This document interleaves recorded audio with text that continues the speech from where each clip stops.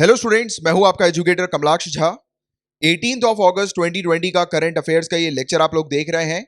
Guys, इस lecture में हम लोग वेरियस सोर्सेज से न्यूज को कवर करते हैं, जैसे कि the Hindu, Indian Express, Times of India, live mint जैसे जो न्यूज़पेपर्स होते हैं उनकी न्यूज को कवर किया जाता है। पीआईबी की रिपोर्ट्स को डिस्कस करते हैं। राज्यसभा टेलीविजन में जो भी इंपॉर्टेंट न्यूज डिस्कशन डिबेट्स आती हैं उनको कवर करते हैं, प्लस वेरियस मैगजीन जैसे कि ईपीडब्ल्यू, डाउन टू अर्थ के भी आर्टिकल्स को डिस्कस करते हैं। इन शॉर्ट गाइज, अगर आपने इस लेक्चर को पूरा एंड तक देखा तो आपको किसी भी सोर्स से करंट अफेयर्स को प्रिपेयर करने की आवश्यकता नहीं होने वाली है। एंड आप में से जो भी स्टूडेंट सिविल सर्विसेज एग्जामिनेशन की तैयारी कर रहे हैं उनके लिए मैंडेटरी है इस पूरे लेक्चर को एंड तक देखना। प्रीलिम्स और मेंस दोनों पॉइंट ऑफ व्यू से न्यूज कवर की जाती है। इंग्लिश हिंदी दोनों में हम लोग न्यूज यहां पर कवर करते हैं। एंड गाइज, जिस प्रकार से सिविल सर्विसेज में पेपर 1, 2, 3, 4 आता है तो यहां पर उसी के अकॉर्डिंग हम लोग न्यूज को डिस्कस करते हैं।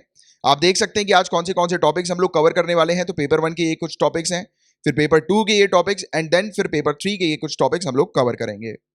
एंड गाइज, अगर आप फेसबुक पर हो तो आप मुझे फेसबुक पर मेरा नाम सर्च करके मुझे फॉलो कर सकते हो। चैनल का नाम current affairs by Kamalaksh Jha है। चेक कर लीजिए कि आपने चैनल को सब्सक्राइब किया है कि नहीं। अगर नहीं किया है तो कर लीजिएगा और बेल आइकन पे भी जरूर हिट कीजिएगा। इससे लेक्चर्स की हर एक नोटिफिकेशन अपडेट्स आपको टाइम पर मिल जाएगी। एंड अपना एक टेलीग्राम का चैनल भी है, इसको भी आप ज्वाइन कर सकते हैं।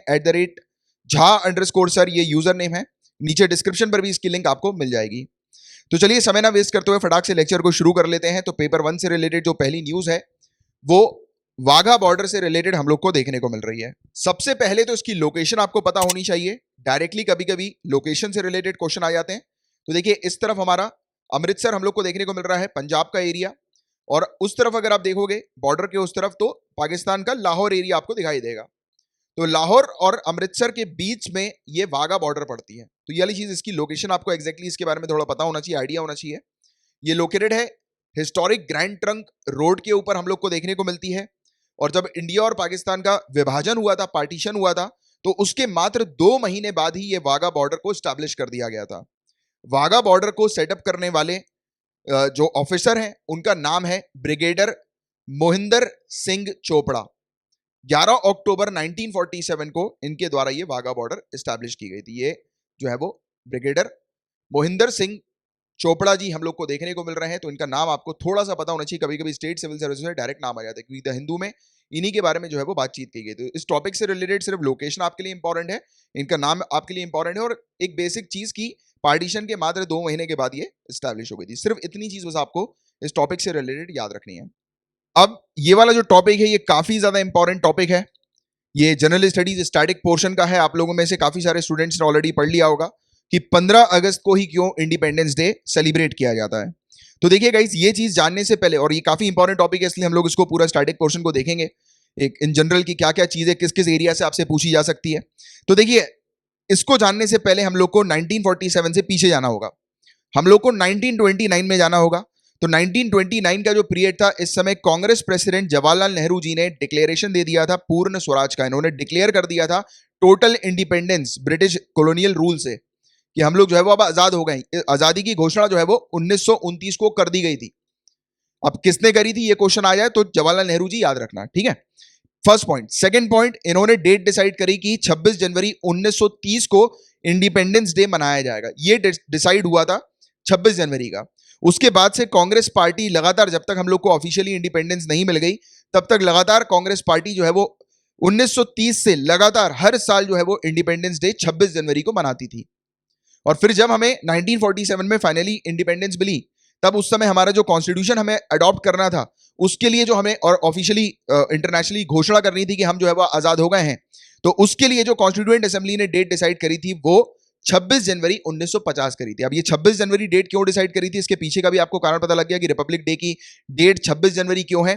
क्योंकि 26 जनवरी को पहली बार जो है वो घोषणा की गई थी कि 26 जनवरी 1930 को जो है वो इंडिपेंडेंस डे मनाया जाएगा, और ये मनाया गया। इसी इवेंट को ध्यान में रखते हुए रिपब्लिक डे की डेट हम लोगों ने 26 जनवरी डिसाइड करी थी। तो आपको एक चीज यहां पर क्लियर हो गई रिपब्लिक डे से रिलेटेड, कि रिपब्लिक डे की डेट जो है वो 26 जनवरी क्यों आती है। तो आप इस चीज को एक्सप्लेन करने के पर्पज के लिए, समझने के लिए, आप बैकग्राउंड में जाकर मेंस के आंसर राइटिंग में 1930 के पूर्ण स्वराज वाले पूरे कंटेक्स्ट को जो है वो लिख दीजिएगा। क्लियर है यहां तक पूरी बात है। तो रिपब्लिक डे की हमने बात कर ली अभी। अब इंडिपेंडेंस डे की बात आती है, और उसके अलावा आपने एक और चीज देखी ली कि पहला इंडिपेंडेंस डे हमने कब मनाया था। तो पहला इंडिपेंडेंस डे 1930 26 जनवरी को मनाया था, और 26 जनवरी को फिर रिपब्लिक डे मनाना शुरू हो गया। जब हमने कॉन्स्टिट्यूशन को अडॉप्ट किया। अब 15 अगस्त की बात करते हैं। 15 अगस्त डेट कैसे आई? तो देखो, इसमें एक बहुत इंपॉर्टेंट पर्सनालिटी है, वो है लॉर्ड माउंटबेटन। अब हुआ क्या था, ब्रिटिश पार्लियामेंट ने काम दिया था लॉर्ड माउंटबेटन को कि आपको जो है वो जितनी भी ब्रिटिश पावर्स हैं वो ट्रांसफर करनी है इंडिया को, राइट? जितनी भी प्रॉपर एडमिनिस्ट्रेटिव पावर है, लेजिस्लेटिव पावर है, सब कुछ, यानी कि जो भी रूल हुआ करता था ब्रिटिशर्स का और जो भी पावर वो गेन करते थे, वो पूरी की पूरी पावर जो है वो इंडिया को ट्रांसफर करनी है। और डेडलाइन डिसाइड हुई 30 जून 1948। अब इससे पहले की चीज करेंगे तो एक बिल की तरफ हम लोग जाएंगे। एक बिल जो है वो पार्लियामेंट के अंदर इंट्रोड्यूस हुआ, इंडियन इंडिपेंडेंस बिल। तो ये ब्रिटिश पार्लियामेंट में, ब्रिटिश हाउस ऑफ कॉमन्स में ये बिल इंट्रोड्यूस हुआ 4 जुलाई 1947 को, ठीक है? ये डेट है 4 जुलाई 1947 को। बट यहां पर ब्रिटिश पार्लियामेंट ने ये बोला था कि आपको 30 जून 1948 से पहले पूरी पावर्स ट्रांसफर कर देनी है, राइट? तो ये चीज थी, यानी कि बिल तो आया था 4 जुलाई को और मात्र 15 दिन में ही जो है ये बिल पास हो गया था, राइट? बट क्या हुआ था कि उस समय ये लॉर्ड माउंटबेटन जो है वो डिले कर रहे थे चीजों को। ये सोच रहे थे कि अभी जो है वो दंगे वगैरह, जो मतलब जो पार्टीशन हुआ था इंडिया पाकिस्तान का, तो ये नहीं चाह रहे थे कि और दंगे हो, थोड़ी स्थिति जो है वो शांत हो जाए। तो इसलिए चाह रहे थे कि चीजों को जो है वो डिले कर रहे थे थोड़ा सा, यानी कि बोल रहे थे कि एक्सटेंड कर देते हैं जिससे कि ये पूरी मतलब पीसफुल हो जाए, पूरा सेटलमेंट हो जाए, लोगों का शांति हो जाए, उसके बाद जो है वो इंडिया को इंडिपेंडेंस घोषित कर देंगे। बट सी राजगोपालाचारी ने लॉर्ड माउंटबेटन को कहा कि अगर आप ऐसे ही डिले करते रहोगे तो ट्रांसफर करने के लिए आपके पास कोई पावर नहीं बचेगी, ये बात याद रखना। तो उस चीज से डर कर इन्होंने फिर एक डेट डिसाइड कर दी 15 अगस्त की। और कहा यह भी जाता है कि 15 अगस्त की डेट डिसाइड करने के पीछे का कारण यह था कि वो एक रूम में बैठकर रेडियो सुन रहे थे और रेडियो में घोषणा हुई थी कि जो कि 15 अगस्त 1945 को जो जापान ने सरेंडर किया था वर्ल्ड वॉर 2 में, तो उस चीज के बारे में जो है वो एक आर्टिकल चल रहा था रेडियो में। तो उसी चीज को सुनकर इन्होंने फाइनलाइज कर दिया कि चलो 15 अगस्त 1947 को इंडिया को आजादी मिल जाएगी। आपको पता होगा वर्ल्ड वॉर 2 के दौरान जापान ने जब सरेंडर किया था तो वो डेट जो थी जापान के सरेंडर करने की वो 15 अगस्त थी, बट ईयर जो था वो 1945 था। उसी के 2 साल बाद जब ये पूरा रेडियो पे इवेंट चल रहा था, इसी समय जब ये पूरी चीजें चल रही थी, हो रही थी, तो लॉर्ड माउंटबेटन ने बोला कि चलो ठीक है 15 अगस्त अपन डेट डिसाइड कर लेते हैं और ये आपको इंडिपेंडेंस जो है वो मिल जाएगी। तो ये था पूरा गेम और पूरा इवेंट इस प्रकार से, और जिसके चलते हम लोग को जो है वो इंडिपेंडेंस मिली और 15 अगस्त ये इस प्रकार से डिसाइड हुआ, right? Understanding the whole point, पूरा चीज क्लियर हो गया अच्छे से? तो यही चीज है जितनी आपको सिर्फ एग्जामिनेशन पर्सपेक्टिव से याद रखनी है। अब इस न्यूज की बात करें गाइस, तो देखिए चंद्रयान 2, इस टॉपिक को हम लोगों ने पढ़ा हुआ है, आपको पता होगा, डिटेल में इसको कवर किया हुआ था। तो चंद्रयान 2 में जो लैंडर था जिसको सॉफ्ट लैंडिंग करानी थी मून में, बट वो सॉफ्ट लैंडिंग नहीं करा पाया और अनफॉर्चुनेटली वो डिस्ट्रॉय हो गया। और उसी मिशन में एक ऑर्बिटर भी था मून के चक्कर लगाने के लिए और मून के डेटा वगैरह जो है, इमेजेस वगैरह जो है वो कैप्चर करने के पर्पस के लिए। तो ऑर्बिटर जो है वो आज भी मून के चक्कर लगा रहा है। तो अभी रिसेंटली क्या हुआ कि ऑर्बिटर ने कुछ फोटोज भेजी साराभाई क्रेटर की। एक क्रेटर यानी कि मून के गड्ढे को हम लोग क्रेटर बोलते हैं। तो मून में काफी सारे गड्ढे हैं और अलग अलग लोकेशन को कुछ कुछ नाम दिया गया है। तो वैसे ही मून का एक क्रेटर है जिसका नाम साराभाई हम लोग को देखने को मिलता है। तो अभी रिसेंटली इस चंद्रयान 2 ऑर्बिटर ने साराभाई क्रेटर की कुछ इमेजेस जो है वो कैप्चर करी और इसरो के पास जब ये इमेज आई तो उस समय इसरो को प्रेस रिलीज करनी थी। तो प्रेस रिलीज करते समय इसरो ने डॉक्टर विक्रम साराभाई जी को श्रद्धांजलि देते हुए साराभाई क्रेटर की जो फोटोज हैं, इमेजेस जो है वो रिलीज करी, राइट? यानी कि प्रेस में दी। तो इस चीज को लेकर डॉक्टर विक्रम साराभाई जी हम लोग को न्यूज में देखने को मिल रहे हैं। तो हम लोग जो है थोड़ी सी बात इनके बारे में करेंगे और इनके कॉन्ट्रीब्यूशन को देखेंगे। तो इनका जन्म 12 अगस्त 1919 को हुआ था। इन्होंने इंडिया का फ्यूचर एस्ट्रोनॉमी में बनाने के लिए काफी काम किया, यानी कि एस्ट्रोनॉमी की फील्ड में इंडिया जो है वो आगे बढ़े, तो उसके लिए इन्होंने काम किया। कंट्री का जो स्पेस रिसर्च फैसिलिटी है, जो आज की डेट में हम लोग इसरो देखते हैं ना, ISRO Indian space research organisation, उसको सेटअप करने के पीछे जो है जो बहुत बड़ा जो रोल था और सबसे इंपॉर्टेंट जो रोल था वो डॉक्टर विक्रम साराभाई जी का था। डॉक्टर विक्रम साराभाई जी ने गवर्नमेंट को कन्विंस किया कि हमें भी स्पेस फील्ड की तरफ आगे बढ़ना चाहिए, स्पेस सेक्टर पे काम करना चाहिए, रिसर्च करनी चाहिए। तो गवर्नमेंट ने इनको यानी कि इन्होंने जो गवर्नमेंट को विश्वास दिखाया और उसी को लेकर सरकार ने जो है वो फिर 1962 में अनुमति दे दी कि लॉन्च किया जाए Indian national committee for space research को। जो आज की डेट में हम लोग इसरो देखते हैं ना, इंडियन स्पेस रिसर्च ऑर्गेनाइजेशन, ये पहले ये हुआ करती थी INCOSPAR, Indian national committee for space research, ISRO का ये पुराना नाम है, ठीक है? और इसके जो पहले चेयरमैन थे वो डॉक्टर विक्रम साराभाई जी हम लोग को देखने को मिले थे, इस कमेटी के पहले चेयरमैन। फिर बाद में 1969 में इनकोस्पार को रिस्ट्रक्चर किया, उसका नाम चेंज किया और फिर इसरो जो है वो बना दिया गया, इंडियन स्पेस रिसर्च ऑर्गेनाइजेशन। इसके अलावा दूसरी बातें करें इनके बारे में तो अहमदाबाद के अंदर एक लैब है, फिजिकल रिसर्च लैब। तो 1947 में इनके द्वारा ये लैब सेटअप की गई। इस लैब का जो पहला टॉपिक था रिसर्च का वो कॉस्मिक रेस था। इसके अलावा इन्होंने पहला रॉकेट लॉन्च साइट जो है वो सेटअप किया, थुम्बा, बेसिकली एक छोटा सा गांव हम लोग को त्रिवेंद्रपुरम एयरपोर्ट के पास देखने को मिलता है केरला के अंदर। तो वहां पर पहला रॉकेट लॉन्च साइट जहां से रॉकेट लॉन्च होते हैं तो वो इनके द्वारा सेटअप किया गया। और इंडिया के अंदर जो केबल टेलीविजन जो हम लोग को देखने को मिलती है, जो आपने छोटे में देखा होगा, आजकल तो केबल टेलीविजन देखने को बहुत ही कम मिलती है। आजकल तो डिश टीवी वगैरह ये सब चीजें हो गई हैं। पहले केबल नहीं होती थी, केबल वाले भैया आते थे घर में, वो कनेक्शन लगा के जाते थे, वो पूरा तार जो है वो खिंचता था। तो वो केबल टेलीविजन इंडिया के अंदर लाने के पीछे जो मेजर रोल जो था वो विक्रम साराभाई जी का था, क्योंकि इनके कॉन्टेक्ट्स नासा के साथ काफी बेहतरीन थे, अच्छे संबंध नासा के साथ ये क्रिएट करके रखते थे। और इन्होंने नासा को फिर बोला और नासा की मदद से यहाँ पर satellite instructional television experiment site जो है वो 1975 में स्टैब्लिश हुई और उसके बाद केबल टेलीविजन जो है वो इंडिया में हम लोग को देखने को मिली। राइट, तो ये वाली कुछ चीजें हैं जिसके बारे में आपको एक आइडिया होना चाहिए। इंडिया की जो पहली सैटेलाइट है आर्यभट्ट, उसके पीछे के मास्टरमाइंड ये माने जाते हैं। और Indian Institute of Management Ahmedabad जो है उसके भी one of the founding member Vikram Sarabhai ji हैं। ये इनकी फोटो आपको दिखाई दे रही है, राइट। और ये मून के क्रेटर की इमेजेस यहाँ पर है, राइट। और साराभाई जी जो है उनको पद्म भूषण भी 1966 में प्राप्त हुआ था। इंडिया जो प्रोग्रेस कर रहा है इस फील्ड में, मतलब अलग अलग डिफरेंट फील्ड में, साइंस एंड टेक्नोलॉजी के अंदर, स्पेस रिसर्च फील्ड के अंदर, तो उसमें जो इनका जो योगदान था, कंट्रीब्यूशन था, उसको लेकर इनको पद्म भूषण जो है वो दिया गया।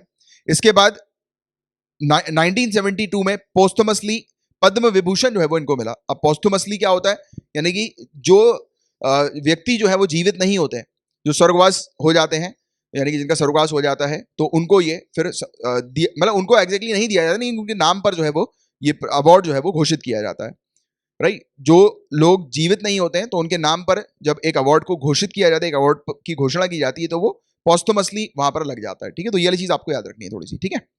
तो ये है पद्म विभूषण 1972 और पद्म भूषण 1966 का। मेरा आपसे एक क्वेश्चन है, नीचे कमेंट बॉक्स पे आंसर लिखकर बताइए कुछ 2-3 इंपॉर्टेंट पॉइंट्स पद्म भूषण और पद्म विभूषण से रिलेटेड, कि ये किस पर्पस के लिए दिए जाते हैं, कब पहली बार स्टैब्लिश हुए, और मतलब पास्ट में जो है वो किन किन को दिए गए। तो 2-3 एग्जांपल्स इस प्रकार से, ठीक है।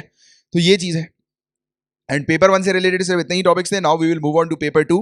अब इस न्यूज की बात करें, बट बिफोर दैट गाइज, आप लोगों ने केक खाया होगा।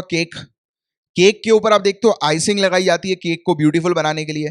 वैसे ही अभी आपके सामने एक ऐसा टॉपिक है जो कि आपके मेंस आंसर को बेहतरीन बना देगा। हमारे ऑनरेबल प्रेसिडेंट रामनाथ कोविंद जी ने 74th इंडिपेंडेंस डे को एड्रेस किया था। उस समय इन्होंने कुछ ऐसी चीजें बोली हैं जो कि आप अपने मेंस के आंसर में उपयोग डेफिनेटली कीजिएगा।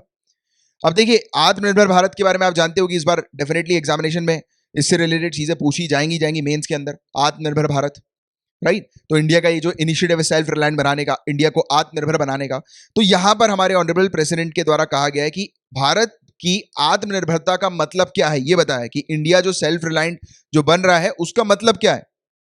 उसका मतलब ये है, इन्होंने बोला कि हमें दुनिया से दूरी बिना बनाए, बिना दुनिया से दूरी बनाए आत्मनिर्भर होना है। आत्मनिर्भर का मतलब नहीं है कि हम अपनी कंट्री पर ही सिर्फ फोकस करेंगे। ये चीज उन्होंने क्लैरिफाई करी कि इंडिया की जो कल्चर है, इंडिया की जो ट्रेडिशन है, उसमें यह लिखा है कि हम लोग सिर्फ अपने लिए नहीं जिएंगे, हम लोग दुनिया के हित के लिए भी काम करेंगे। तो इंडिया जो मैन्युफैक्चरिंग करेगा, इंडिया जो प्रोडक्शन करेगा, जो इंडिया के प्लान्स हैं, इसका मतलब ये नहीं कि हमें दुनिया से कट ऑफ हो जाना है, नहीं, हमें दुनिया के साथ एंगेज रखना है, अपने आप को वर्ल्ड इकोनॉमी में अपना एंगेजमेंट कंटिन्यू रखना है, बट अपनी आइडेंटिटी मेंटेन करते हुए कि हमारे पास जो प्रोडक्शन की जो प्रॉब्लम्स थी, मैन्युफैक्चरिंग की जो प्रॉब्लम थी, हम लोग जो है दूसरी कंट्री के ऊपर काफी ज्यादा डिपेंडेंट हो गए थे काफी सारे सेक्टर्स में, तो उस चीज को हम लोग को ओवरकम करना है और सेल्फ रिलायंट बनना है। और उसके बाद जब हम लोग सेल्फ रिलायंट बन जाएंगे तो इट इज नॉट लाइक कि हम लोग सिर्फ अपनी कंट्री के लिए काम करेंगे, यानी कि अपनी कंट्री में अपने सिटीजन को सर्विसेज दे रहे, नहीं।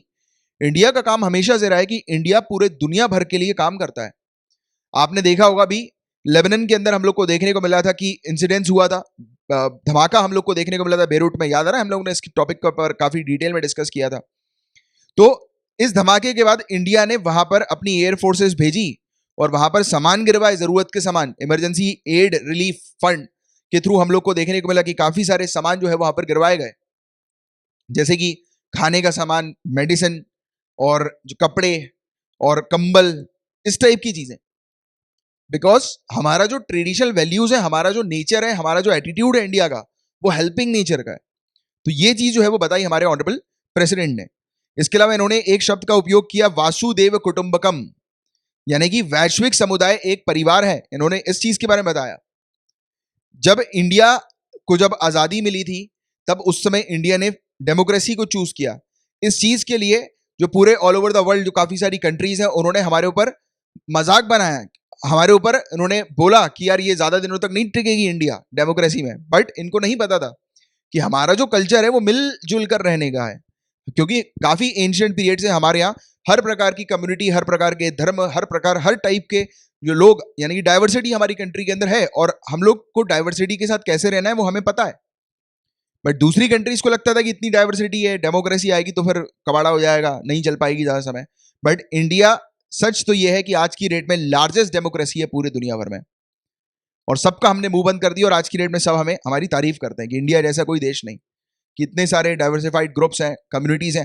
होती है, माना मैंने, कुछ गड़बड़े प्रॉब्लम्स हैं, बट ब्रॉडर लेवल पर ऐसी तो प्रॉब्लम नहीं है कि यार हमें, हमारी कंट्री जो है उसमें जो है वो इश्यूज आ रहे हैं, आए दिन क्राइसिस आ रहे हैं, कि जो है वो देश जो है वो उसका बंटवारा हो रहा है, अलग अलग स्टेट्स जो है वो अपनी अपनी कंट्रीज घोषित कर रही है, यानी कि जो हमारी जो स्टेट्स हैं तो वो अलग अलग कंट्री घोषित करें। ऐसे तो नहीं हो रहा ना, अपने आप को एक अलग इंडिपेंडेंट टेरिटरी बना ली उन्होंने, नहीं।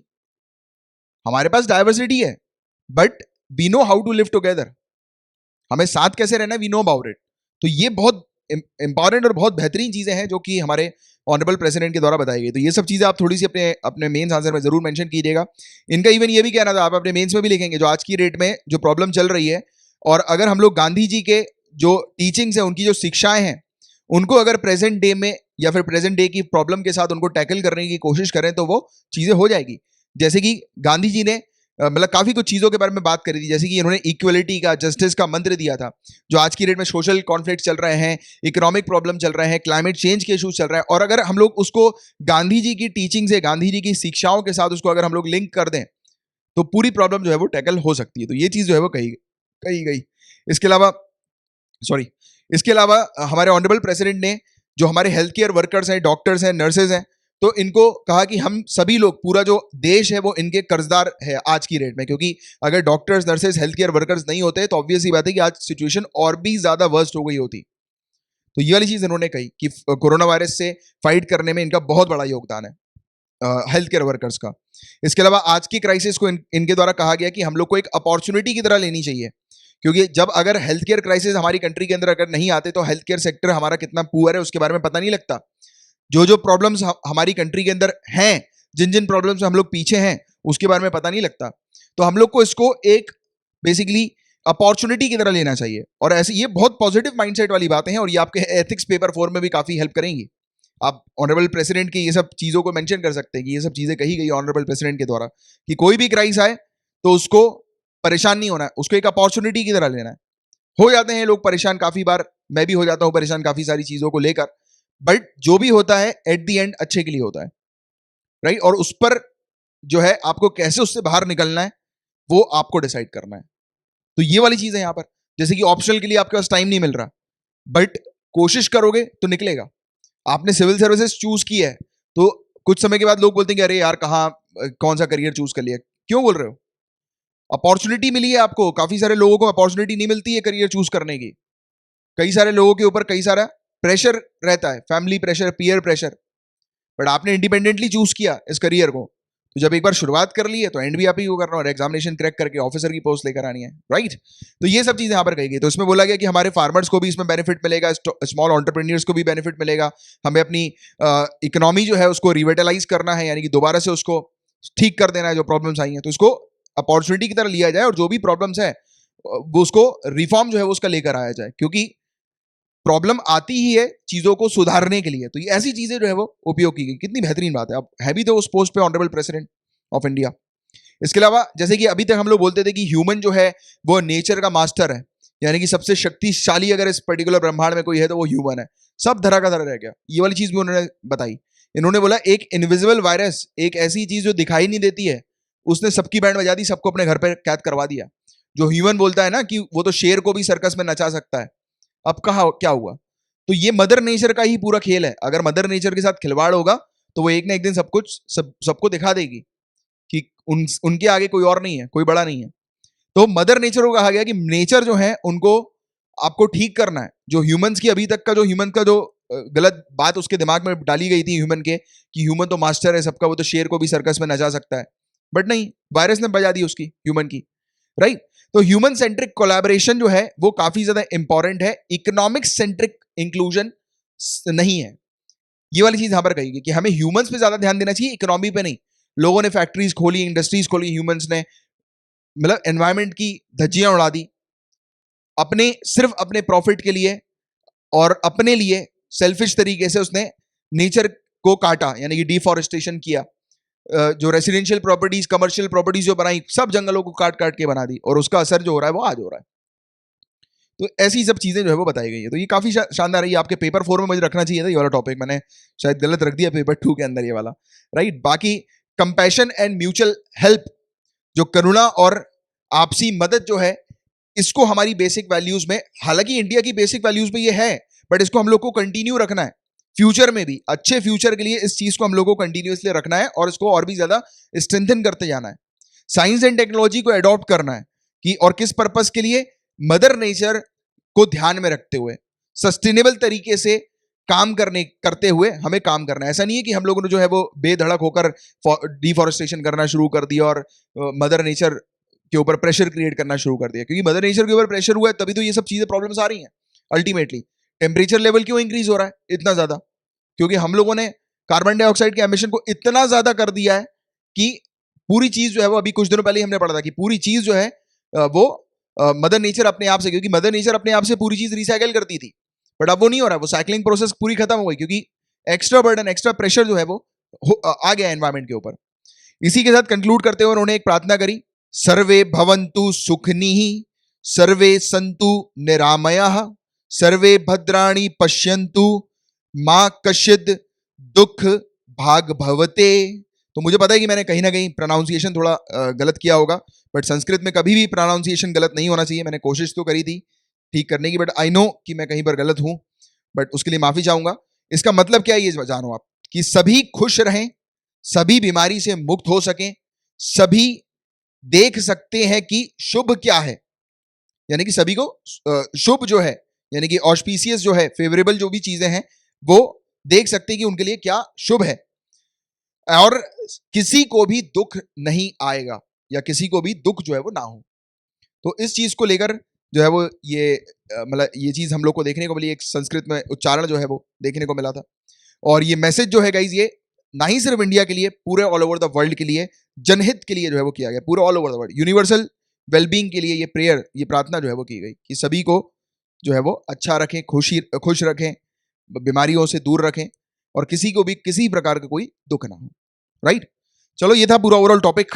अब आपके सामने एक क्वेश्चन है, फटाक से वीडियो को पॉज करो, इस क्वेश्चन का नीचे कमेंट बॉक्स पर तुरंत आंसर लिख कर बताओ मेरे बताने से पहले। क्वेश्चन आपसे ये पूछ रहा है कि जो हेड ऑफ स्टेट गवर्नमेंट होते हैं, तो अगर उनकी मेजोरिटी को चैलेंज होता है, यानी कि हाउस के अंदर उनकी मेजोरिटी को चैलेंज अगर किया जाता है, कैसे चैलेंज होता है?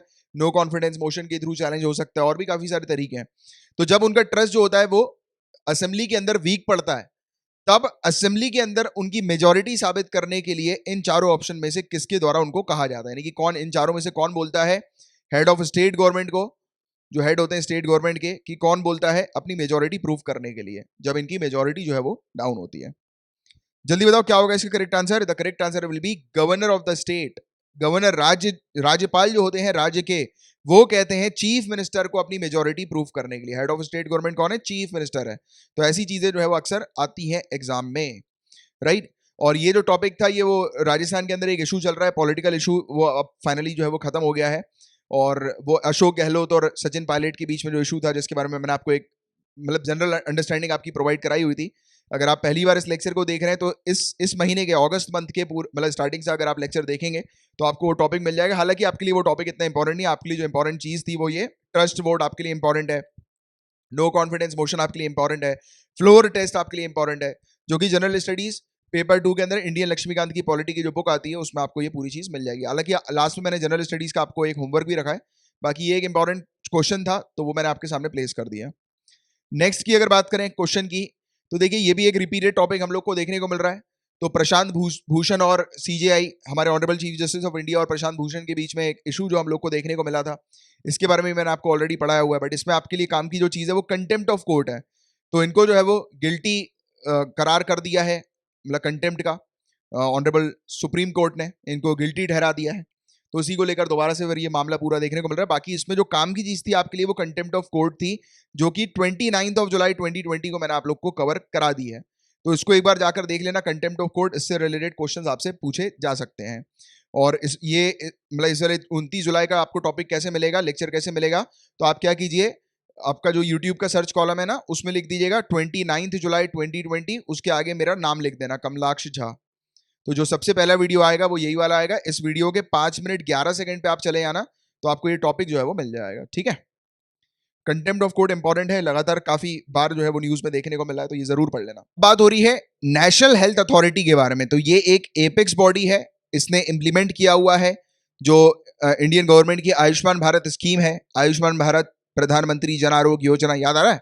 कुछ दिनों पहले भी इसके बारे में इन जनरल चर्चा करी थी। ये वो वाली स्कीम है जिसमें गरीब परिवारों को 5 लाख रुपए तक का हेल्थ इंश्योरेंस जो है वो सरकार की तरफ से फ्री ऑफ कॉस्ट में प्रोवाइड किया जाता है, राइट? तो ये वाली चीज़ है, और कैशलेस इंश्योरेंस है ये, तो इसके बारे में आपने पढ़ा होगा पहले भी। तो इस स्कीम को इंप्लीमेंट करने वाली जो बॉडी है वो है नेशनल हेल्थ अथॉरिटी। ये नेशनल हेल्थ अथॉरिटी ने सक्सीड किया था नेशनल हेल्थ एजेंसी को, जो कि रजिस्टर्ड सोसाइटी की तरह हम लोग को मई 2018 से देखने को मिली थी। और एनएचए जो है गाइज, ये गवर्न की जाती है गवर्निंग बोर्ड के द्वारा, और गवर्निंग बोर्ड के जो हेड होते हैं वो हमारे union minister health and family welfare के देखने को मिलते हैं। तो बस ये बेसिक चीज है, इसके बारे में आप याद रखना। मेन जो काम की चीज आ रही है वो ये है नेशनल हेल्थ आईडी सिस्टम। नाम से क्या समझ में आ रहा है? एक हेल्थ आईडी, जैसे आधार कार्ड होता है ना हमारा, वैसे ही एक यूनिक हेल्थ आईडी हम लोग को अब आने वाले समय में देखने को मिलेगी। जैसे हम लोग हॉस्पिटल जाते हैं, डॉक्टर से कंसल्ट करते हैं, डॉक्टर पर्चा लिख देता है, घर आके उस पर्चे को अपनी फाइल में मेंटेन करते हैं। बट समय चेंज हो गया, डिजिटल वर्ल्ड हम लोग को देखने को मिल रहा है। अब से ऐसा एक सिस्टम क्रिएट किया जा रहा है कि सिटीजन हॉस्पिटल जाएं, हॉस्पिटल जाने के बाद अपनी आईडी दिखाएं, जो कि उनको अलॉट की जाएगी, नेशनल हेल्थ आईडी। वो आईडी दिखाएंगे वो, उसके बाद उनका जो भी सिटीजन है, उनका जो भी मेडिकल से रिलेटेड डेटा है वो यहाँ पर इस आईडी के ऊपर चढ़ता जाएगा।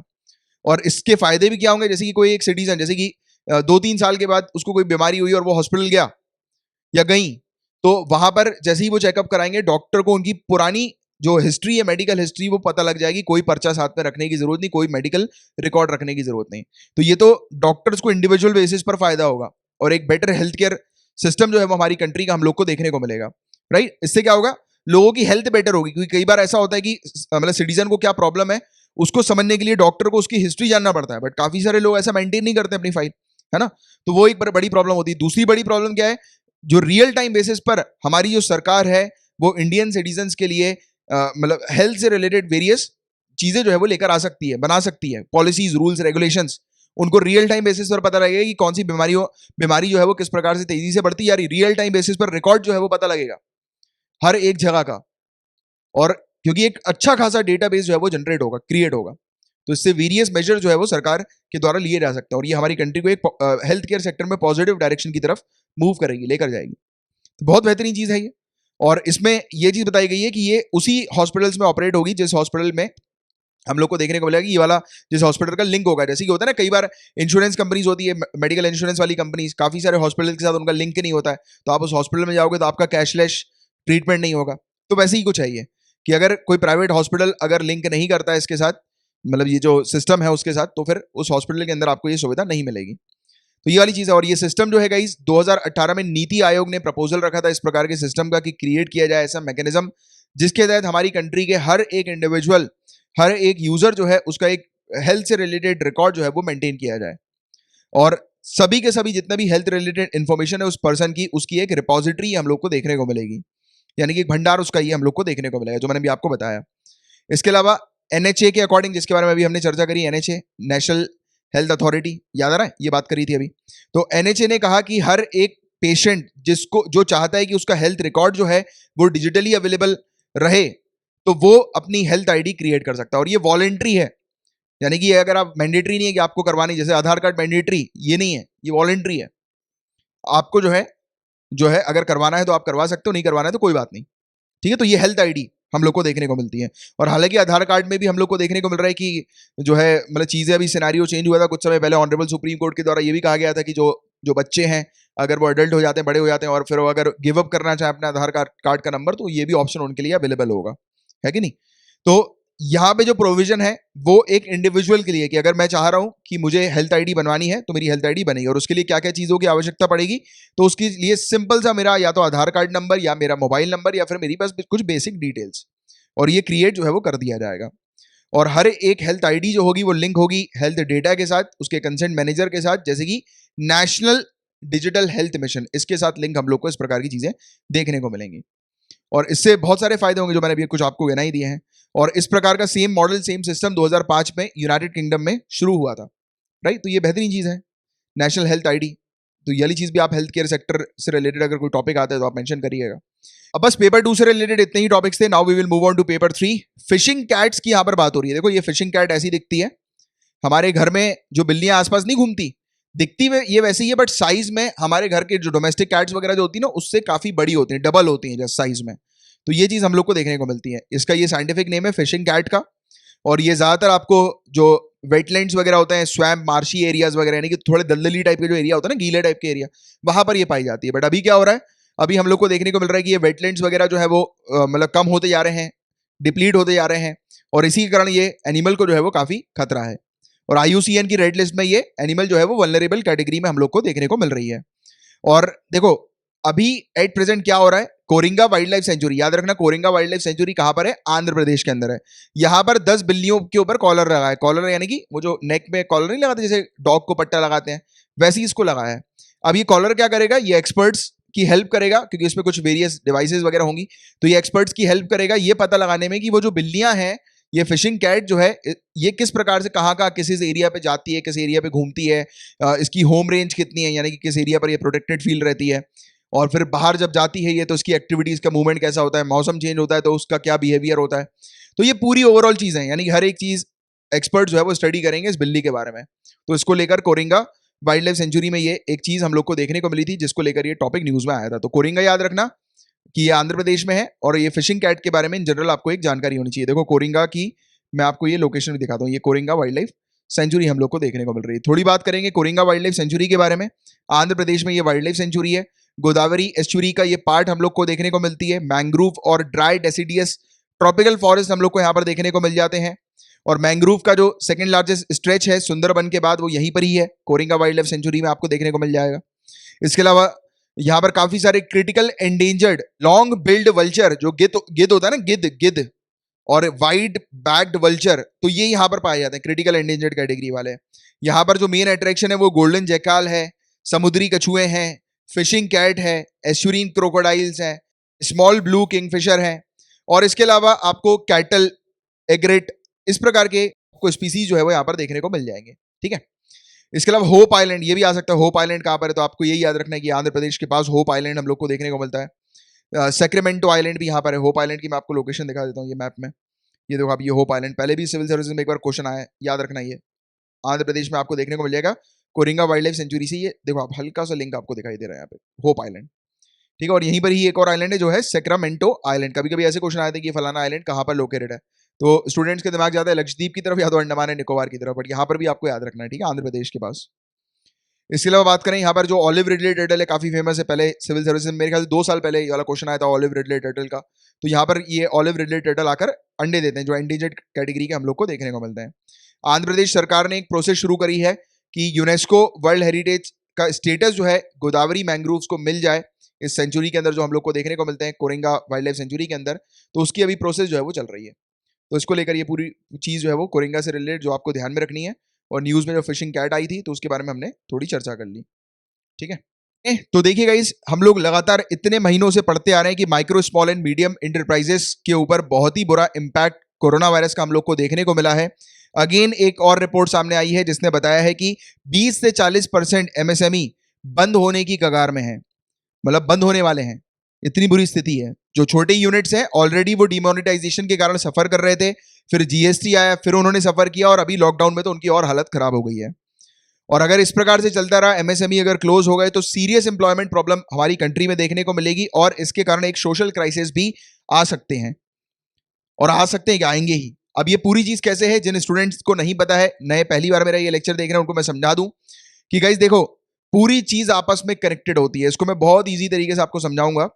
जैसे कि आप नहीं, आप तो ऑफिसर हो आने वाले समय के, तो कोई एक व्यक्ति एमएसएमई में जो है वो काम कर रहा है, ठीक है, micro small and medium enterprises में। अब इससे जो है वो इसका पूरा घर बार चलता है, खर्चा पानी चलता है, इससे इसकी इनकम होती है अगर एमएसएमई सही चल रहा है तो। अब जब इसकी इनकम होगी तो ये मान के चलो, ये जो दुकान है, ये दुकान मान लेते हैं हम लोग, ठीक है, एक शॉप है ये, तो ये शॉप में जाकर टी शर्ट खरीदता है। अब जब ये टी शर्ट खरीदेगा तो ये शॉप वाला व्यक्ति जो होगा ये अपने वर्कर्स को पैसे दे देगा, क्योंकि इसके पास पैसे आएंगे।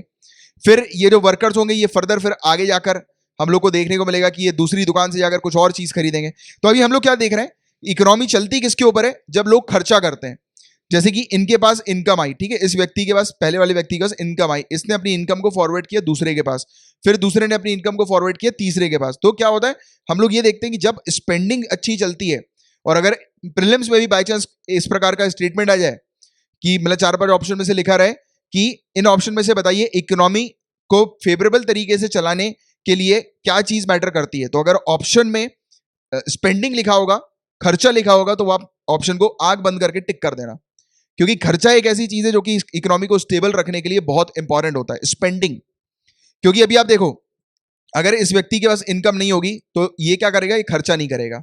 अगर ये खर्चा नहीं करेगा तो ये व्यक्ति, ये दुकानदार जो होगा, वो अपने वर्कर्स को पेमेंट नहीं देगा, ठीक है, और पेमेंट नहीं देगा तो वर्कर्स फर्दर दूसरे के पास जो है वो खर्चा नहीं करेंगे। तो हमने क्या देखा, ठप पड़ गई पूरी चीजें, कोई लिंक नहीं, कोई कनेक्शन नहीं, कोई कॉन्टेक्ट नहीं। तो अगर इसी प्रकार से एमएसएमई अगर ठप हो जाती है, और एमएसएमई तो काफी ज्यादा लोगों को जॉब्स ऑफर करती है, काफी ज्यादा लोग जो है वो भारी मात्रा में अमाउंट में हम लोग को देखने को मिलते हैं कि एमएसएमई से कनेक्टेड हैं, इनकी अगर जॉब चली गई तो सोचो कि आप सोशल क्राइसिस आ रहा है कि नहीं आ रहा। यही तो होता है सोशल क्राइसिस, जब एक सेक्टर दूसरे सेक्टर से कनेक्टेड है और उस बीच अगर कोई भी प्रॉब्लम आती है तो सभी जो रिमेनिंग जो इंटरकनेक्टेड सेक्टर्स हैं उनको भी हानि होती है। तो ये है चिंता वाली स्थिति, और यही चीज जो है वो आप लोग को आपके आंसर में रिफ्लेक्ट करनी है कि ये होता है कंसेप्ट जो आपको क्लियर करना है इजी तरीके से कि भाई इकोनॉमी चलने का रोल पूरा क्या है, स्पेंडिंग। और स्पेंडिंग इंसान कब करता है, जब उसके पास पैसा आता है, जब उसका काम धंधा बंद हो गया, उसकी जॉब नहीं लगी, उसको मतलब जॉब से निकाल दिया गया, उसके पास खर्चा बंद, मतलब यानी कि इनकम बंद, उसकी इनकम बंद तो उसका खर्चा बंद, खर्चा बंद तो फर्दर आगे वाले को वो स्पेंड नहीं करेगा। तो क्या हुआ, प्रॉब्लम। इसलिए सरकार एमएसएमई के लिए वेरियस मेजर्स लेकर आ रही है कि जैसे कि एमएसएमई शटडाउन ना हो, वेरियस उनको लोन्स की फैसिलिटी ऑफर कर रही है, अलग अलग प्रकार की सब्सिडी रेट ऑफ इंटरेस्ट में उनको लोन प्रोवाइड किया जा रहा है। उनको ये भी ऑप्शन दिया गया है कि आप अगर 2-3 सालों तक लोन नहीं भी भरोगे तो भी प्रॉब्लम नहीं है। तो ऐसे भी पीरियड्स हम लोग को देखने को मिलते हैं अलग अलग टर्म्स एंड कंडीशंस के। ये 1 साल के लिए तो पक्का है ही है, और कुछ कुछ स्कीम्स में तो 7-7 साल के लिए कर दिया गया है कि 7 ईयर्स के बाद जो है फिर आप अपनी पेमेंट देना शुरू करना, यानी कि ईएमआई इंटरेस्ट चुकाना शुरू करना। ये इसलिए क्योंकि एमएसएमई को बचाना बहुत ज्यादा जरूरी है। और यहीं पर 3 चीज बताई गई है, सर्वाइव, रिवाइव और थ्राइव। ये 3 अप्रोच इस रिपोर्ट के थ्रू हम लोग को देखने को मिल रही है। एक नेशनल रिपोर्ट है एमएसएमई की, गेम के द्वारा, global alliance for mass entrepreneurship के द्वारा। सर्वाइव का मतलब कि पहली प्रायोरिटी है कि उनको बंद होने से बचाना, कि वो एकदम से बंद ना हो जाए एमएसएमई, पहली प्रायोरिटी, टॉप मोस्ट। दूसरी की जो ऑलरेडी, जैसे कि कुछ कुछ है एंटरप्राइज, जैसे मैंने आपको बोला कि 20 से 40% जो है ये बंद होने की कगार में, तो इनको पहले तो बचा लो कि ये बंद ना हो। अब दूसरे जो सफर कर रहे हैं, जो छोटे यूनिट सफर कर रहे हैं, तो उनकी हेल्प करो जिससे कि वो इकोनॉमी को जो है वो और स्टेबल कर सके, उनको लोन्स वगैरह की फैसिलिटी दे दो कि एटलीस्ट वो उस स्टेज में ना चले जाए कि उनको भी बंद होने वाली नौबत आ जाए। तो जो सर्वाइव कर रहे हैं उनकी भी थोड़ी मदद कर दी जाए। तीसरी चीज की अगर हम लोग बात करें तो तीसरा है थ्राइव, कि उनको एक पुशअप दिया जाए फास्टर ग्रोथ के लिए, उनको सपोर्ट किया जाए कि जल्दी जल्दी वो जो है वो ग्रोथ कर सके, और एक लॉन्ग टर्म ऑब्जेक्टिव अप्रोच जो है वो बनाई जाए जिससे कि एमएसएमई जो है वो अपनी ग्रोथ कर सके लॉन्ग टर्म पर्सपेक्टिव से, क्योंकि एमएसएमई एक ऐसा सेक्टर है जो कि काफी सारे लोगों को जॉब्स ऑफर करता है, राइट। तो ये था पूरा ओवरऑल टॉपिक इसके बारे में। कि अब बात करें तो देखिए, पंजाब स्टेट गवर्नमेंट ने बैन कर दिया है 9 एग्रोकेमिकल्स को। 9 एग्रोकेमिकल्स यानी कि एग्रीकल्चर में डलने वाले जो केमिकल्स होते हैं ना, एग्रीकल्चर फील्ड वगैरह में डाले जाते हैं केमिकल फर्टिलाइजर्स किसानों के द्वारा, तो ये बैन कर दिया क्योंकि किसान इसका उपयोग कर रहे थे और इसके कारण जो चावल की जो क्वालिटी है उस पर गंभीर प्रभाव जो है वो पड़ रहा था। तो इसको बैन इसलिए किया गया क्योंकि क्वालिटी जो है उसको प्रोटेक्ट करके रखना है, और एक्सपोर्ट में बड़ी प्रॉब्लम आती है अगर क्वालिटी, अगर एग्रीकल्चर प्रोड्यूस की सही ना हो तो, क्योंकि ऑब्वियसली बात है कि फॉरेन मार्केट में अगर कोई प्रोडक्ट जा रहा है तो और फॉरेनर्स जो है वो क्वालिटी पर ज्यादा फोकस करते हैं, और क्वालिटी जब होती है तभी अच्छा पैसा मिलता है प्रोड्यूस का, और अगर अच्छा पैसा नहीं मिलेगा तो ऑब्वियसली बात है कि सरकार की इनकम जो होगी वो डाउन हो जाएगी, एक्सपोर्ट जो है वो कम होगा। तो ये बड़ी समस्या है। और दूसरी बात, आज की डेट में कल भी हमने चर्चा करी कि कोरोना वायरस के बाद लोग बाग भी काफी ज्यादा डिमांड कर रहे हैं कि उनको ऑर्गेनिक प्रोडक्ट्स चाहिए और उनको क्वालिटी और वाले हेल्दी जो है वो फूड प्रोडक्ट जो है, एग्रो प्रोडक्ट्स जो है वो चाहिए। तो इसकी डिमांड भी जो है वो काफी ज्यादा बढ़ गई। तो इसको लेकर 9 केमिकल्स जो है उसको, एग्रो केमिकल्स, उसको बैन कर दिया गया। तो ये 9 केमिकल्स के यहाँ पर नाम है। मैं चाहूंगा वीडियो को पॉज करें और इसके नाम जो है वो पूरा एक बार रीड कर लें। कभी कभी ऐसा क्वेश्चन आ जाता है कि प्रोपीकॉनजोल जो है वो क्या है, अभी रिसेंटली न्यूज में था। तो ये एग्रो केमिकल है, ठीक है, you should be able to recognise. तो इसलिए एक बार पढ़ लो आप, एक बार वीडियो पॉज करके, 2 मिनट लगेगा। इसके अलावा एक कानून भी है इंसेक्टिसाइड्स को लेकर हमारी कंट्री के अंदर, 1968 में हम लोग को देखने को मिला था, जो कि अगस्त 1971 में लागू हुआ। कानून का मेन काम यह है कि जितने भी इंसेक्टिसाइड्स हैं उनकी import, manufacturing, sales, transport, distribution, उनका उपयोग, उसको इस प्रकार से रेगुलेट किया जाए जिससे कि ह्यूमन बींग्स और एनिमल्स को किसी प्रकार का खतरा ना हो। तो कोई भी रिस्क ह्यूमन बींग्स और एनिमल्स को नहीं होना चाहिए, उस चीज को प्रिवेंट करने के लिए रेगुलेट किया जाता है इस कानून के तहत इंसेक्टिसाइड्स को। और सेंट्रल इंसेक्टिसाइड्स बोर्ड हम लोग को देखने को मिलता है, जो कि स्टैब्लिश किया गया था ministry of agriculture and farmers welfare के अंडर। ये हम लोग को देखने को मिलता है, इस कानून के तहत सेक्शन 4 के तहत स्टैब्लिश किया गया था। और बोर्ड जो है सेंट्रल गवर्नमेंट और स्टेट गवर्नमेंट को एडवाइस देता है टेक्निकल मैटर्स के बारे में, और जो भी कानून से रिलेटेड जो भी एडमिनिस्ट्रेशन है या फिर उसको जो भी फंक्शन असाइन किए गए हैं तो उसके बारे में वो एडवाइसेस जो है वो सेंट्रल गवर्नमेंट और स्टेट गवर्नमेंट को प्रोवाइड कराता है, ठीक है। इस न्यूज़ की बात करें गाइस तो देखिए, अब फ्रॉड वाली जो स्थिति हम लोग को ऑनलाइन देखने को मिलती है बैंकिंग में, तो कहा गया है कि अगर आपका पैसा चला जाएगा, यानी कि अगर कई बार होता है ना कि आजकल साइबर क्रिमिनल्स इस प्रकार के हो गए कि आपके मोबाइल में कुछ एप्लीकेशन डाउनलोड करवा ली और फिर आपसे जो है मतलब आपके पूरे मोबाइल को ट्रेस कर लिया, आपका यूजर आईडी उनको मिल जाता है, पासवर्ड मिल जाता है और आपके बैंक से पैसे जो है वो ट्रांसफर हो जाते हैं। ऐसी बहुत हो रही है, मेरे 2 दोस्त थे उनके साथ हुई है। एक अपनी एमबीए की उसकी फीस थी 6 लाख रुपए गायब अकाउंट से। अब आप सोचो किसी के मतलब किसी के कॉलेज की फीस इस प्रकार के फ्रॉड में पड़ जाए तो कितना बुरा होगा। तो पुणे में गए थे वो, एक व्यक्ति मिला कि जैसे होता है ना कि आजकल कि सर आप ये हमारी एप्लीकेशन है, इसको एक बार आप डाउनलोड कर लीजिए, हमें थोड़ा फायदा हो जाएगा और आपको भी जो है वो यूज करके आप देख लो। कुछ लोग बेचारे बन के इस प्रकार की हरकत नहीं करते हैं, वैसे ही मिले थे, एप्लीकेशन डाउनलोड करवाई। थोड़ी सी भी आज की डेट में अगर आपको अवेयरनेस नहीं है डिजिटल चीजों के बारे में तो किसी से भी कोई मदद ना मांगो, और अननोन से तो बिल्कुल भी मत मांगो, क्योंकि वो तो बैंड बजा सकते हैं, आपके मोबाइल का पूरा डेटा जो है वो निकाल सकते हैं। हुआ उनके साथ यही, मोबाइल एप्लीकेशन डाली और पैसे जो है डालने के कुछ मतलब 6-8 घंटे के बाद पैसे गायब मोबाइल से, मतलब इन द सेंस कि उनके बैंकिंग से, क्योंकि पूरा कंट्रोल जो होता है उनके मोबाइल के इनके हाथ में आ जाता है। तो पूरा पता लग गया कि मतलब बैंकिंग का यूजर आईडी क्या है, डेटा क्या है, और जो ओटीपी जाता है, अब मोबाइल का कंट्रोल पूरा है तो ओटीपी उनको पता है, ओटीपी जैसे ही आएगा बैंक से इनको पता लग जाएगा। तो यही हुआ कि अचानक उनके पास ओटीपी भी आया। उनने जब कंप्लेन लिखवाई तो पूछताछ करी कि आपने ओटीपी दिया था किसी को, तो उन्होंने बोला कि हमने तो दिया नहीं किसी को। फिर बाद में पता लगा कि उनके मोबाइल में एक एप्लीकेशन इस प्रकार की डाली गई थी, और फिर ऐसे लोगों को ट्रेस नहीं किया जा सकता। बट अभी बताया ये जा रहा है इंटरपोल के through, international criminal police organisation के थ्रू, कि जो है डेटा जो है वो, सॉरी डेटा कह रहा हूँ, अमाउंट जो है, जैसे अगर किसी का अमाउंट जो है वो चला गया तो वापस आ सकता है, बट शर्त सिर्फ इतनी है कि सामने वाला जो विक्टिम है वो जल्दी से जल्दी जो है वो जाकर मतलब ट्रांजेक्शन से रिलेटेड बैंक पर चर्चा कर ले, बैंक पे कंप्लेन कर दे और एक ऑनलाइन कंप्लेन जो है वो रजिस्टर करा लेते साइबर क्राइम के पास, तब जो है वो चीजें फटाफट जो है वो हो सकती हैं। बट देखिए गाइज, एक बात तो सच्चाई है कि अभी भी उतनी चीजें जो है वो कॉमन मैन के लिए अवेलेबल नहीं है। अगर आपकी जान पहचान है तभी आपकी फटाफट कार्रवाई होगी, आपकी प्रोसेस जो है वो जल्दी से जल्दी होगी। बहुत ही कम चांसेस होता है कि ये कॉमन मैन जो है उसका जल्दी से मतलब जांच पड़ताल हो जाए। जैसे कि लोग के फोन जो है वो घूम जाते हैं, और वहीं अगर किसी अधिकारी का फोन घूम जाए तो मान के चलो आप एक आधी हफ्ते में फोन वापस आ जाएगा अधिकारी का। बट किसी कॉमन पर्सन का फोन घूम जाए और उसने कंप्लेन बुक करा दी साइबर क्राइम के पास, मुश्किल है वापस आना। ये सच है, बट क्या कर सकते हैं। बट फिर भी आप मेंस के आंसर में ये वाला सच मत लिखना, क्योंकि आप जो तैयारी कर रहे हो, गवर्नमेंट की तैयारी कर रहे हो, आप जब पोस्ट पे जाओगे तब आप चीजों को सही करोगे। बट अभी अगर आप आंसर में गवर्नमेंट या फिर सर्विस गवर्नेंस जो है उसके बारे में बहुत ही अगर नेगेटिव जाओगे तो फिर वो सही नहीं होता है।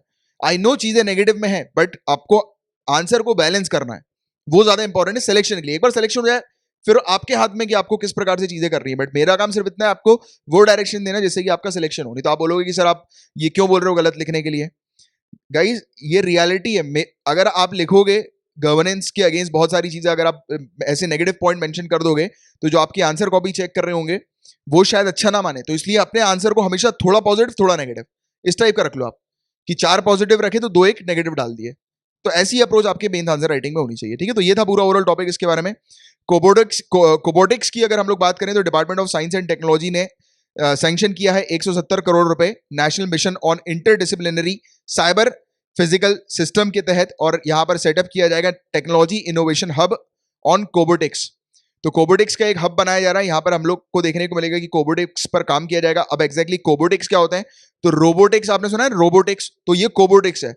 ह्यूमन जो है वो कोलैबोरेट करते हैं किसके साथ, रोबोट्स के साथ। एक कोलैबोरेटिव रोबोट ये हम लोग को देखने को मिलता है, ह्यूमन और रोबोट का एक कोलैबोरेशन, कि ह्यूमंस के लिए रोबोट जो है वो काम करे, ह्यूमन के ऑर्डर्स पर, ह्यूमन के आदेशों पर, जिससे कि ह्यूमंस के काफी सारे काम जो है वो कम हो जाए। तो ऐसी टेक्नोलॉजी पर आज की डेट में काम किया जा रहा है, क्योंकि मतलब जो अगर रोबोट्स ह्यूमन के कमांड पर अगर काम करने लगेंगे तो काफी सारी ऐसी चीजें हैं जो कि ह्यूमन जिस चीज को नहीं कर सकते वो एक टेक्नोलॉजी कर सकती है, या फिर रोबोट्स कर सकते हैं। कैसे काम, जैसे कि डिजास्टर के समय पे, इमरजेंसी के समय पे मलबे के नीचे जाना है, राइट, यानी कि जो भी, जैसे कोई फंसा हुआ है अंदर, उसको बाहर निकालना है, उसकी जानकारी चाहिए कि कौन फंसा हुआ है अंदर, तो रोबोट्स जो होते हैं वो अपनी, जैसे कि आपको पता होगा कि काफी छोटे छोटे भी रोबोट्स हम लोग को देखने को मिलते हैं, माइनर रोबोट्स, राइट, एक कैमरे के बराबर होते हैं, तो वो चले जाएंगे नीचे किसी भी जो है वो गड्ढे से, किसी भी जगह से नीचे, छोटी छोटी जगह से आकर जो है वो ला सकते हैं। अब देखो इसमें यहाँ पर रोबोट्स का मेरा मतलब ये नहीं कि सिर्फ ह्यूमनॉइड रोबोट, क्योंकि ये जो आपके सामने फोटो दिख रही है ह्यूमनॉइड रोबोट की दिख रही है, बट रोबोट काफी सारे होते हैं। अगर छोटा सा भी अगर एक बॉक्स है ना, मतलब मान के चलो आपके शार्पनर जो होता है, अपना शार्पनर जैसे पेंसिल शार्प नहीं करते, तो उतना बड़ा भी रोबोट आता है जो कि बहुत सारी एक्टिविटीज जो है वो करने की क्षमता रखता है। तो आजकल टेक्नोलॉजी काफी हाई हो गई, काफी बढ़ गई, तो ऐसी टेक्नोलॉजी के ऊपर काम करने के लिए ये कोबोटिक्स हम लोग को देखने को मिल रहा है, और ये न्यूज में आया था। स्वास्थ्य पोर्टल की बात करें, ट्राइबल अफेयर्स मिनिस्टर के द्वारा लॉन्च किया गया ये पोर्टल है, पोर्टल यानी कि online website, one stop solution है। यहाँ पर ट्राइबल जो भी है, ट्राइबल पीपल, जो शेड्यूल्ड ट्राइब्स जो हम लोग को देखने को मिलती है, तो उनकी हेल्थ और उनकी न्यूट्रिशन से रिलेटेड पूरी इंफॉर्मेशन इस वेबसाइट पर अवेलेबल होगी, जिससे कि समय समय पर जो है वो मॉनिटर किया जा सकेगा कि उनकी क्या कंडीशन चल रही है और किस प्रकार से जो है वो उनकी हेल्थ का स्टेटस है, जिससे कि सरकार जो है वो वेरियस हेल्थ से रिलेटेड पॉलिसीज लेकर आए स्पेसिफिकली ट्राइबल्स के लिए, राइट।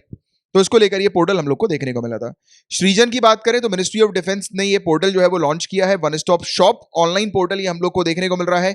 यहाँ पर ऐसे आइटम्स अवेलेबल होंगे जो कि हमारी कंट्री पर बनाए जाएंगे, अब हमारी कंट्री पर जो है वो मैन्युफैक्चर किए जाएंगे, और इससे यहाँ के आइटम से जो है वो दूसरे मैन्युफैक्चरर्स भी जो है वो इस वेबसाइट पर आकर कोलैबोरेट कर सकते हैं, क्योंकि आपको पता होगा इसकी डिफेंस सेक्टर में भी हम लोग को प्राइवेटाइजेशन का इन्विटेशन देखने को मिल रहा है। डिफेंस सेक्टर प्राइवेट सेक्टर को इन्वाइट कर रहा है वेरियस जो प्रोडक्ट्स हैं उसको तैयार करने के लिए, मैन्युफैक्चरिंग करने के लिए उसकी।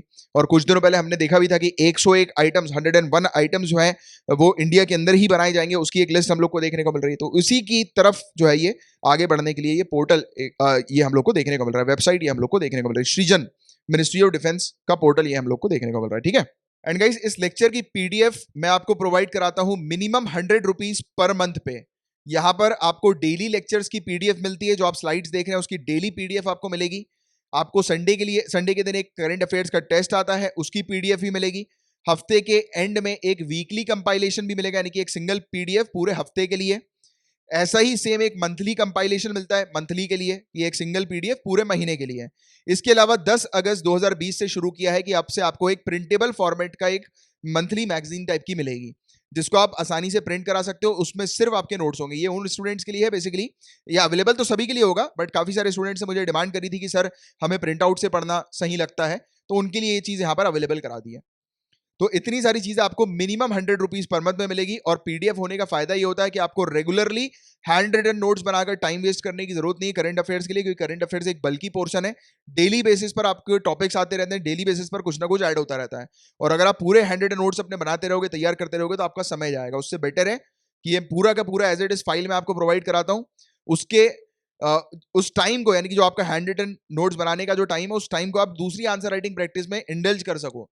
तो इसीलिए, और प्राइस भी मैंने ऐसा रखा हुआ है कि मेरे हर एक स्टूडेंट अफोर्ड कर सके। और ये मिनिमम का क्या मतलब है, तो मिनिमम का मतलब ये है कि गाइस कि अगर आप अफोर्ड नहीं कर सकते तो आपके लिए मिनिमम 100 है पर मंथ, बट अगर जो स्टूडेंट्स अफोर्ड कर सकते हैं तो वो मेरे काम को देखकर, मेरी मेहनत को देखकर, इसके ऊपर उनको जो भी कंट्रीब्यूशन अपनी तरफ से ठीक लगे इस चैनल के लिए, तो वो दे सकते हैं। और आपके कंट्रीब्यूशन से ही, आपके सपोर्ट से ही ये चैनल इसी प्रकार से चलता रहता है और इसी प्रकार से मैं मेहनत करता रहता हूँ, राइट। तो ये था, ये आप लोग को बताना था एक बात। और दूसरी होमवर्क्स की कुछ बात कर लें तो देखिए गाइस, इंटरपोल के बारे में पढ़िएगा, ये अप्रैल 2020 की पीडीएफ में आपको मिल जाएगा। अच्छा, एक और चीज बतानी थी कि जिन स्टूडेंट्स अगर एक साथ एडवांस में दिसंबर तक का पेमेंट करते हैं, यानी कि अगस्त से दिसंबर तक 500 रुपीज अगर आप एक साथ मिनिमम 500 एक साथ पे करते हो, तो आपको जून 2019 से लेकर जुलाई 2020 की मेरे लेक्चर्स की पीडीएफ, यानी कि ये वाली जो पीडीएफ आप देख रहे हो, ये फ्री ऑफ कॉस्ट में प्रोवाइड करा रहा हूं। और जिन स्टूडेंट्स ने ऑलरेडी अगस्त मंथ का एनरोलमेंट कर लिया है, उनको भी टेंशन लेने की जरूरत नहीं। आप भी जो है वो रिमेनिंग, यानी कि 4 महीने बचे हुए हैं, तो 400 रुपीज में आप जो है वो ये अपने प्लान को जो है वो एक्सटेंड कर सकते हो और इसको शामिल करवा सकते हो 2019 से लेकर जुलाई 2020 की पीडीएफ, जहां पर मैं आपको फ्री में प्रोवाइड कराऊंगा। और इससे रिलेटेड पूरी जानकारी नीचे डिस्क्रिप्शन पर भी अवेलेबल है और नीचे कमेंट बॉक्स पर पिन मैसेज पर भी अवेलेबल है। सेकेंड जो होमवर्क है आपका, आर्टिकल 348 क्लॉज 1, आर्टिकल 348 क्लॉज 2 और 8th शेड्यूल, ये दूसरा होमवर्क है। ये न्यूज में इसलिए है क्योंकि चीफ जस्टिस ऑफ इंडिया जो है हमारे, इन्होंने सरकार से कहा है कि उनको कुछ अमेंडमेंट करना चाहिए ऑफिशियल लैंग्वेज एक्ट 1963 में, जिससे कि जो और भी ज्यादा वर्नाक्युलर लैंग्वेज जो है, यानी कि देश की जो दूसरी भाषाएं हैं, वो ऐड की जाए ऑफिशियल लैंग्वेज में। इंग्लिश और हिंदी के अलावा ऑफिशियल लैंग्वेजेस में दूसरी भी भाषाएं जो है वर्नाक्युलर लैंग्वेजेस जो हमारी कंट्री की है वर्नाक्युलर, तो उनको जो है वो ऐड किया जाए। इसके अलावा चंद्रयान 1 और चंद्रयान 2 ये दोनों आप पढ़िए। फ्लोर टेस्ट क्या होता है, नो कॉन्फिडेंस मोशन क्या होता है, इसको आपको पढ़ना है।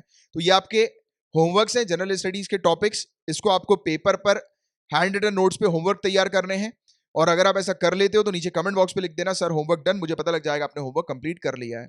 चैनल का नाम current affairs by Kamalaksh Jha है, सब्सक्राइब नहीं किया तो कर लीजिएगा, बेल आइकन पे भी हिट कीजिएगा।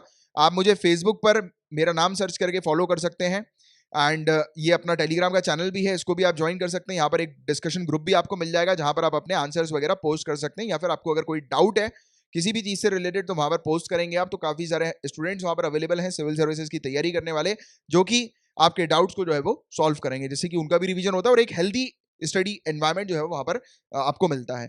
तो चलिए अब हम लोग मिलेंगे कल, तब तक के लिए bye bye, take care, have a great day ahead, Tata.